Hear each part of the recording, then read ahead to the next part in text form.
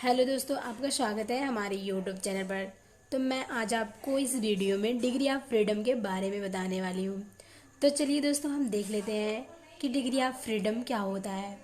तो देखिए, जो गैस के जो मालिक्यूल्स होते हैं वो इंडिपेंडेंट नंबर में इधर उधर यानी कि बहुत सी दिशाओं में वो गति करते रहते हैं। उनका कोई फिक्स डायरेक्शन नहीं होता है, ठीक। तो इसी को हम क्या कहते हैं, डिग्री ऑफ फ्रीडम।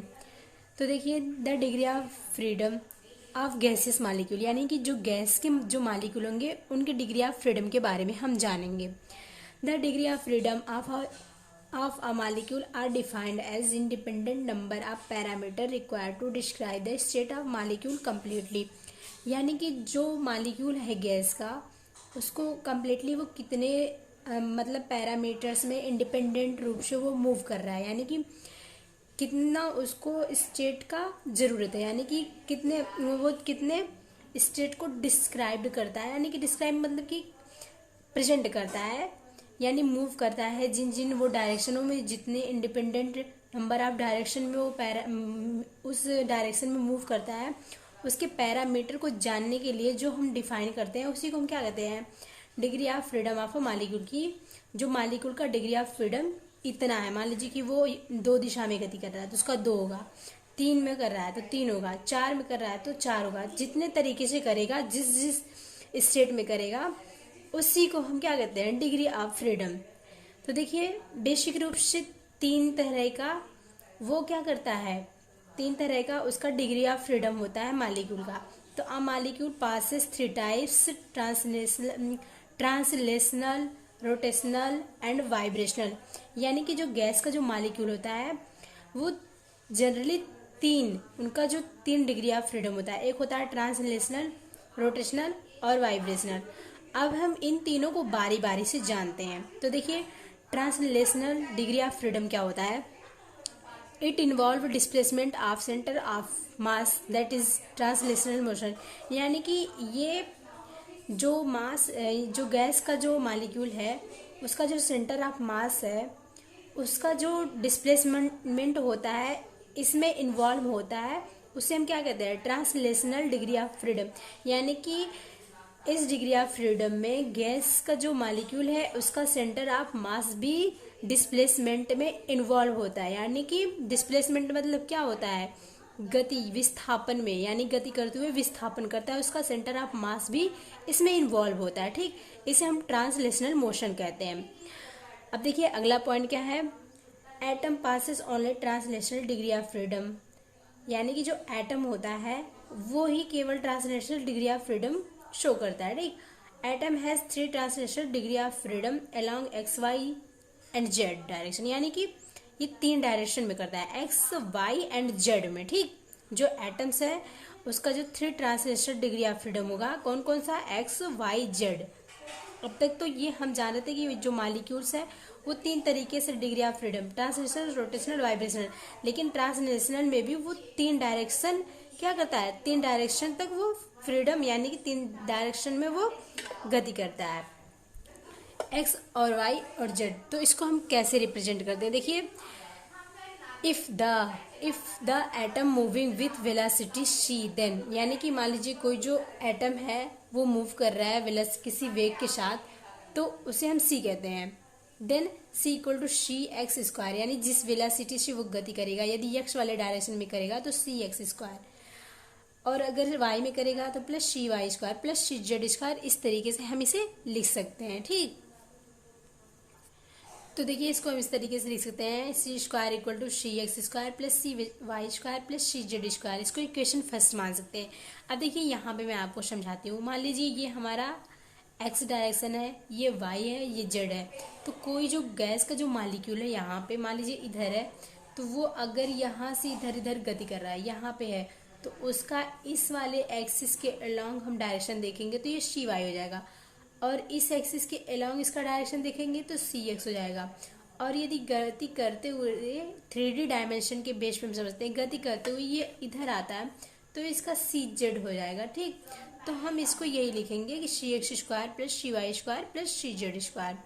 तो देखिए, multiply above equation by m/2, यानी कि इसमें m/2 से हम मल्टीप्लाई करेंगे तो we have 1/2 mc square equal to 1/2 mc x square plus 1/2 mc y square plus 1/2 mc z square हमें फाइंड आउट होगा। अब देखिए ये जो काइनेटिक एनर्जी होता है 1/2 mv स्क्वायर, यहाँ पे जो c स्क्वायर है ये v से हम इसका तुलना करेंगे यानी कि वेग, और यहाँ पे जो गैस का जो एटम है उसको हम c से डिनोट कर रहे हैं यानी कि वेलोसिटी है c, ठीक। तो काइनेटिक एनर्जी इक्वल टू ई के एक्स यानी कि एक्स डायरेक्शन में, ई के वाई यानी कि वाई डायरेक्शन में, प्लस ई के जेड। तो इन तीनों डायरेक्शन में हम इसका degree of freedom find out करेंगे जो कि ट्रांसलेशनल है। तो देखिए इसको हम और क्या कह सकते हैं दोस्तों, ये हो जाएगा दस the kinetic energy can also be resolve into 3 component along the 3 Cartesian axis, यानी कि इसका जो 3 कार्टेशियन एक्सिस हमें फाइंड आउट होगा। तो दस the kinetic energy can also be resolve into 3 components along the 3 Cartesian axis, means इसको 3 Cartesian axis इसका होगा जो कंपोनेंट्स है, ठीक, 3 डायरेक्शन में। अब हम आगे देखते हैं जो रोटेशनल डिग्री ऑफ फ्रीडम होता है ये क्या है। तो देखिए दोस्तों रोटेशनल डिग्री ऑफ फ्रीडम यानी कि an atom has no rotational degree of freedom, यानी कि जो एक एटम है उसके पास रोटेशनल डिग्री ऑफ फ्रीडम नहीं होता है, बट डायएटॉमिक मॉलिक्यूल जो होता है उसके पास 2 रोटेशनल डिग्री ऑफ फ्रीडम होता है। एक एटम के पास रोटेशनल डिग्री ऑफ फ्रीडम नहीं होगा, ये हमें ध्यान रखना है, बट डायएटॉमिक यदि मॉलिक्यूल है तो उसके पास 2 रोटेशनल डिग्री ऑफ फ्रीडम होता है। अब दोस्तों हम यहाँ पे वाइब्रेशनल डिग्री ऑफ फ्रीडम के बारे में जानते हैं। हम पीछे क्या देख चुके हैं, एक हमारा जो था ट्रांसलेशनल, फिर था रोटेशनल, ठीक। अब ये वाइब्रेशनल डिग्री ऑफ फ्रीडम क्या होता है, तो देखिए atom has no vibrational degree of freedom, यानी कि जो एटम होता है उसके पास वाइब्रेशनल डिग्री ऑफ फ्रीडम नहीं होता है, बट डायएटॉमिक मॉलिक्यूल जो होता है यानी कि diatomic molecule have only 1 vibrational degree of freedom.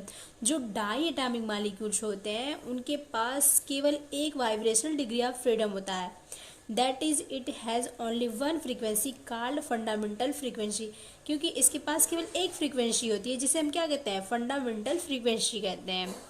A polyatomic molecule containing an atom or nuclei has 3n degree of freedom, यानी कि यदि कोई एटॉमिक जो मॉलिक्यूल है जो कि पॉलीएटॉमिक है, ठीक, तो वो क्या करेगा, वो कंटेनिंग n नंबर यानी कि n atoms are nucleic has 3n degree of freedom, इसके पास 3 डिग्री ऑफ फ्रीडम होगा यानी कि 3n डिग्री ऑफ फ्रीडम होगा, ठीक। अब हम देख लेते हैं कि डायएटॉमिक के मॉलिक्यूल के लिए वाइब्रेशनल डिग्री ऑफ फ्रीडम क्या होता है और ट्राइएटॉमिक मॉलिक्यूल के लिए vibrational of degree of freedom क्या होता है। तो देखिए जो यहाँ पे डायएटॉमिक मॉलिक्यूल है NYV, इसको हम लिखेंगे इक्वल टू 3n-5। इसको हम क्या लिख सकते हैं, ये देखिए ये जो वाइब्रेशनल का है, और इसमें क्या होगा, रोटेशनल जो हमें प्राप्त होगा, जो कि इसमें रोटेशनल और ट्रांसलेशनल दो हमें फाइंड आउट होंगे डायएटॉमिक मॉलिक्यूल के लिए। तो ट्रांसलेशनल डिग्री ऑफ फ्रीडम 3 हमें फाइंड आउट होगा और रोटेशनल 2 होगा, तो ये दोनों 3 और 2 यानी कि 5 होगा, ठीक। तो 3n-5 ये फार्मूला हमें याद रखना है। अब इसी तरीके से डायएटॉमिक मॉलिक्यूल के लिए हम यहाँ पे ट्रांसलेशनल और रोटेशन निकालिए। अब हम ट्राइएटॉमिक मॉलिक्यूल के लिए लेते हैं, तो उसमें जो n का नंबर होता है वो 6 होता है, तो देखिए यहाँ पे 3n-6, तो ये फार्मूला अप्लाई करेंगे अगर ट्राइएटॉमिक मॉलिक्यूल का वाइब्रेशनल डिग्री ऑफ फ्रीडम निकालना है। तो यहाँ पे हमें ट्रांसलेशनल का भी 3 और रोटेशनल का भी 3 डिग्री ऑफ फ्रीडम प्राप्त होगा। देखिए अब आगे हम बढ़ते हैं, जैसे कि if a gaseous molecule has n1, तो यानी कि देखिए यहाँ पे हम गैसेस के जो मॉलिक्यूल हैं उनको हम रिप्रेजेंट करेंगे n1 इंटू n3 से। तो n1 जो है ये ट्रांसलेशनल डिग्री ऑफ फ्रीडम को रिप्रेजेंट करेगा, n2 जो है ये रोटेशनल डिग्री ऑफ फ्रीडम को रिप्रेजेंट करेगा, n3 vibrational of degree of freedom को रिप्रेजेंट करेगा। तो यहाँ पे जो हम काइनेटिक एनर्जी के मॉलिक्यूल का जो फार्मूला निकाले थे, इधर यहाँ पे जो ये हम फार्मूला निकाले थे इसी पे सबकी वैल्यू हमें रखनी है, इन सब में यहाँ पे n1 n2 इस तरीके से मान कर। तो देखिए दोस्तों ये total kinetic energy of a molecule हम निकालेंगे इक्वल टू n1 kT/2, यानी कि ये जो है ये ट्रांसलेशनल डिग्री ऑफ फ्रीडम है, ठीक, प्लस n2 ये जो है ये n2 जो है रोटेशनल डिग्री ऑफ फ्रीडम है, फिर kT/2 प्लस n3 ये वाइब्रेशनल ऑफ डिग्री फ्रीडम है, इसको हम लिखेंगे n3 kT इंटू kT, ठीक। अब देखिए यहाँ पे जो ट्रांसलेशनल काइनेटिक एनर्जी है इसको हम पूरे को ट्रांसलेशनल काइनेटिक एनर्जी कहेंगे, इसको पूरे को रोटेशनल काइनेटिक एनर्जी कहेंगे, इसको हम क्या कहेंगे, वाइब्रेशनल काइनेटिक एनर्जी कहेंगे। ठीक, अब देखिए बोल्ट्जमान कांस्टेंट का जो वैल्यू होता है इसको हम देख लेते हैं, जो कि के है। के को हम क्या कहते हैं, बोल्ट्जमान कांस्टेंट कहते हैं। तो इसकी वैल्यू जो होती है 1 × 3 806 × 10⁻⁻23 जूल पर केल्विन। ठीक, पर केल्विन ऊपर जाता है तो के इनवर्स हो जाता है। और इसको हम ये भी लिख सकते हैं, यदि जूल को हम अर्ग में बदलते हैं तो यहाँ पे यहाँ पे हो जाएगा 1.3806 × 10⁻⁻16। ये जो नंबर चेंज हो जाएगा, ठीक, -16 अर्ग पर केल्विन हो जाएगा। अब देखिए यहाँ पे K × Na = R है, यानी कि यदि हम इसको R लिख रहे हैं तो R की वैल्यू क्या हो जाएगी, यानी कि दोस्तों R को हम अलग अलग किस तरीके से लिख सकते हैं, इसकी वैल्यू अलग अलग होती है। देखिए यहाँ पे इस तरीके से भी लिख सकते हैं 8.314 जूल पर केल्विन पर मोल, और इसको ये भी लिखेंगे 8.206 × 10⁻⁻2 डी, यहाँ पे हो जाएगा, ये हो जाएगा D⁻³ ATM केल्विन इनवर्स, ये जो केल्विन इनवर्स मोल इनवर्स। और फिर इसको ये भी लिख सकते हैं 0.0821 ATM पर केल्विन पर मोल कैलरीज मिलेंगे। केल्विन यहाँ पे ATM यानी कि एटमॉस्फेरिक प्रेशर था, यहाँ पे हम कैलरीज मिलेंगे, कैलरीज पर केल्विन पर मोल। ठीक, तो इस तरीके से इसकी अलग अलग वैल्यू होती है जो R है। अब देखिए वैल्यू यहाँ पे जो है, value of translational degree of freedom N1 for any gases is always 3, यानी कि जो ट्रांसलेशनल डिग्री ऑफ फ्रीडम होता है वो किसी भी गैस के लिए हमेशा 3 होता है। ट्रांसलेशनल डिग्री ऑफ फ्रीडम किसी भी गैस के लिए हमेशा 3 होता है, या वो मोनो हो, या वो डाई हो, या फिर ट्राई हो। ये चीज़ हमें ध्यान देना है, मेन पॉइंट है। अब देखिए, क्योंकि ये ट्रांसलेशनल डिग्री का बेसिक पॉइंट है, translational kinetic energy for all gases, यानी कि ट्रांसलेशनल काइनेटिक एनर्जी हम सभी गैसों के लिए निकालेंगे तो N1/2 × KT = 3/2। यहाँ पे जो N1 है इसका वैल्यू यदि हम 3 लेंगे तो 3/2 KT। अब इसकी वैल्यू क्या आ जाएगी, 1.5 KT पर मालिक्यूल। तो ये PCS 1994 में पूछा जा चुका है, जो ऑल गैसेस के लिए अप्लाई होगा। यहाँ पे K और T का बस हमें वैल्यू रखना रहेगा अलग अलग, तो ये बहुत ही इम्पोर्टेंट है। तो दोस्तों यहाँ तक हम translational, rotational, vibrational degree of freedom के बारे में जान लिए हैं। अब हम कुछ क्वेश्चन लेंगे, उसमें हम जो मॉलिक्यूल है उनके डिग्री ऑफ फ्रीडम को फाइंड आउट करेंगे। तो देखिए दोस्तों, ये जो हमारा क्वेश्चन है इसमें है हाइड्रोजन गैस है, यानी कि H2। ये जो है ये डाई एटॉमिक मॉलिक्यूल है। ठीक, अब हमने पता है कि डाई एटॉमिक मॉलिक्यूल में जो ट्रांसलेशनल होता है डिग्री ऑफ फ्रीडम वो 3 होता है। ठीक, और रोटेशनल 2 होता है, वाइब्रेशनल 1 होगा। तो इन वैल्यू को अब हम काइनेटिक का जो हम फार्मूला निकाले थे तो उस पे हम रख देंगे, यानी कि जो हम काइनेटिक मॉलिक्यूल का जो फार्मूला निकाले थे, इधर हम आपको यहाँ पे बताए थे, यानी कि translational kinetic energy of all gases. और ये जो हम total kinetic energy of molecule का जो फार्मूला ये है, इसी फार्मूले पे हम उस वैल्यू को रखेंगे। और हम यहाँ पे देखे हैं कि डाई एटॉमिक मॉलिक्यूल के लिए जो वाइब्रेशनल जो उसका निकाले हैं, यानी कि ट्रांसलेशनल जो उसका होगा ये 3 होगा, रोटेशनल 2 होगा।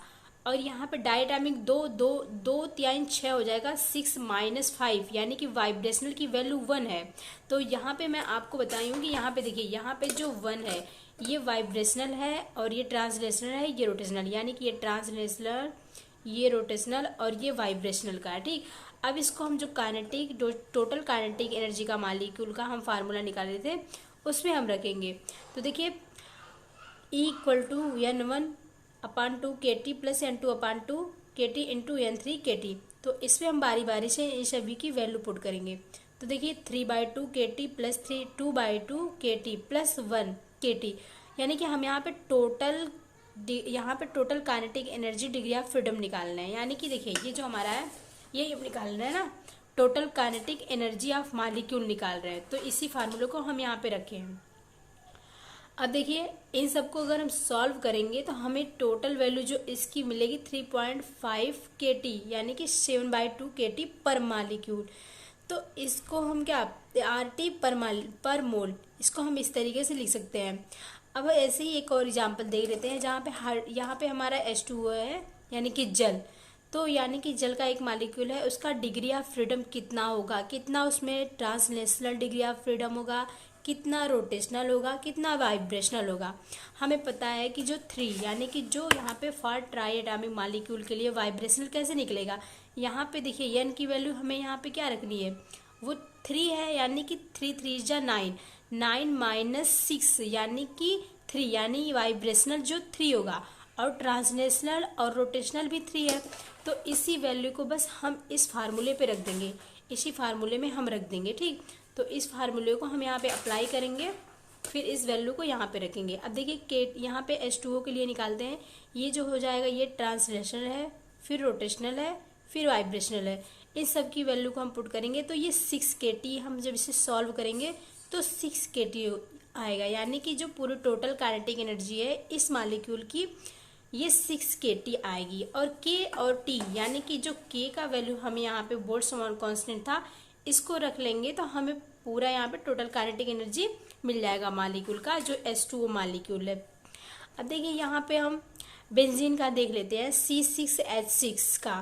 तो यहाँ पे N इक्वल टू 12 है, यानी कि 6 हाइड्रोजन के मॉलिक्यूल हैं और 6 कार्बन के हैं, ठीक। तो ये N है। अब देखिए टोटल डिग्री ऑफ फ्रीडम क्या हो जाएगा, 3N इक्वल टू N की वैल्यू हम यहाँ पे रख दिए हैं, तो ये जो हो जाएगा 12 3 जा 36, यानी कि वाइब्रेशनल। अब इसमें से हम इसको घटाएंगे, ये जो हाइड्रोजन का मॉलिक्यूल है इसको हम वाइब्रेशनल को घटाएंगे, तो यहाँ पे हमें पता होता है कि यहाँ 3N है जो 36 माइनस 6, यहाँ पे ये वाइब्रेशनल जो हमें फाइंड आउट होगा ये 30 होगा, यानी कि वाइब्रेशनल डिग्री ऑफ फ्रीडम इसका कितना होगा, 30 होगा, और टोटल डिग्री ऑफ फ्रीडम कितना है, 36 है। अब देखिए हम यहाँ पे कार्बन डाइऑक्साइड का देख लेते हैं, तो CO2 का क्या हो जाएगा, यहाँ पे total degree of freedom 3N। अब देखिए यहाँ पे N की जगह पे हम क्या रख देंगे, यहाँ पे 2 मॉलिक्यूल है ना इसका, तो 3 इंटू 2, तो 3 इंटू 2 यानी कि 6 हो गया। अब वाइब्रेशनल हम कैसे निकालेंगे, वाइब्रेशनल इसमें से हम घटा देंगे, यानी कि वाइब्रेशनल का जो होगा 3N माइनस 1 होता है। फार्मूला हम पता है ना कि ट्राई एटॉमिक मॉलिक्यूल का कैसे निकालते हैं, 3N माइनस की वाइब्रेशनल का 6 माइनस 5 यानी कि 1, यानी कि vibrational degree of freedom CO2 में कितना है, 1 है। तो ये जो 4-5 जो क्वेश्चन थे ये बहुत ही इंपॉर्टेंट है, इनके degree of freedom, rotational degree of translational और वाइब्रेशनल पूछ लेते हैं। अब देखिए यहाँ पे मैं बहुत ही समरी वे में, बहुत ही शॉर्टकट में यहाँ पे बताई हूँ ताकि हमें याद रहे। देखिए यहाँ अगर हमें दे दिया types of molecule, mono, di, tri और ट्राइएटॉमिक नॉन लीनियर वाला जो मॉलिक्यूल्स है उसका दे दिया है, तो यहाँ पे जो N का वैल्यू है मोनो के लिए 1 है, और डाइएटॉमिक के लिए 2 है, और यहाँ पे ट्राइएटॉमिक के लिए 3 रखेंगे, और ट्राइएटॉमिक नॉन लीनियर के लिए भी 3 रखेंगे। यहाँ पे डिग्री ऑफ फ्रीडम हमें 3 फाइंड आउट होगा, फार्मूले के बेस पे रखेंगे, ठीक। और यहाँ पे जो होगा डाइएटॉमिक का 6 होगा, ट्राइएटॉमिक का 9 होगा, ट्राइएटॉमिक नॉन लीनियर का भी 9 होगा। लेकिन अगर हम यहाँ पे इसका ये देख रहे हैं कि मोड्स में ये हो रहा है, तो translational modes, rotational, vibrational modes देख रहे हैं, तो देखिए इसमें 3 ट्रांसलेशनल डिग्री ऑफ फ्रीडम होंगे मोनो में, और 0 रोटेशनल 0 वाइब्रेशनल। लेकिन डायटॉमिक में 3 ट्रांसलेशनल, 2 रोटेशनल, 1 वाइब्रेशनल होगा, ठीक। ऐसे ही यहाँ पे ट्राइएटॉमिक जो है, जो कि लीनियर वाला है, उसके लिए 3 translational degree of freedom, 2 rotational degree of freedom, 4 vibrational degree of freedom find out होगा। और अगर नॉन लीनियर वाला ट्राइएटॉमिक मॉलिक्यूल है तो उसके लिए रोटेशनल 3, ट्रांसलेशनल 3, वाइब्रेशनल, तीनों ये 3 डिग्री ऑफ फ्रीडम हमें फाइंड आउट होंगे, ठीक। तो आशा करती हूँ दोस्तों आपको ये बहुत अच्छे से समझ में आ गया होगा डिग्री ऑफ फ्रीडम क्या होता है, किस तरीके से निकालते हैं, कौन कौन से फार्मूला अप्लाई करते हैं। तो धन्यवाद दोस्तों, मिलेंगे नेक्स्ट वीडियो में, तब तक के लिए आप लोग पढ़ते रहिए और अपना ख्याल रखिए।